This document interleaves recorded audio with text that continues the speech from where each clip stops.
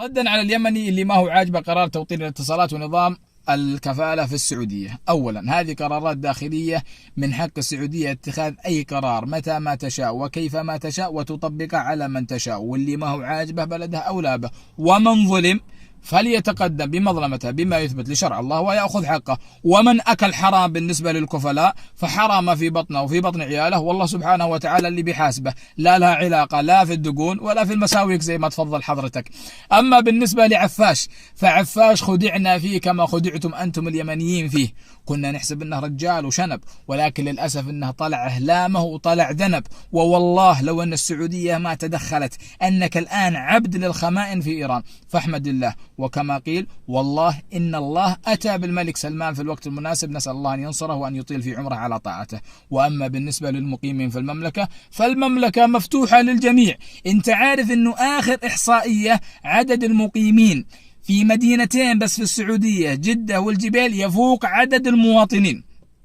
السعودية تضم أكثر من 200 جنسية، كلهم يعاملون سواسية، إلا أنه في بعض التسهيلات لإخواننا اليمنيين والسوريين والفلسطينيين نظرا لظروف الحرب عندهم، نسأل الله أن يرفع عنهم وأن يلطف بإخواننا المسلمين المستضعفين فيهم. لازم يكون في نظام يضبط الجميع، لأنه لو ما كان في نظام للمقيمين عانينا من سواليف المخدرات والمسكرات والحشيش وبيوت الدعارة كما عانينا منها سابقا، نسأل الله أن يكفينا وإياكم شرهم بما شاء. وأما بالنسبة للنقطة الجوهرية وهي تهكمك وتطاولك على شباب السعودية وأنما هم حقين شغل، فأنا بعطيك من أرض الواقع مثال.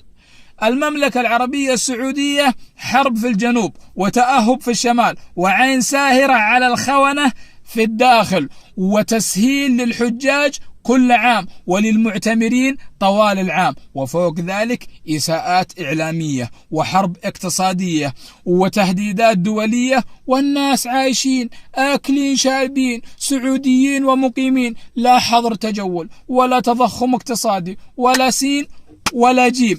أتحداك تعطيني بلد في خريطة العالم كله مثل السعودية. طبعا في نهاية رسالة اليمني قال أتمنى أن تصل رسالتي. وصلت رسالتك وهذا ردي عليك، وأنا أتمنى من كل قلبي أن تصلك رسالتي وأن تصل للجميع.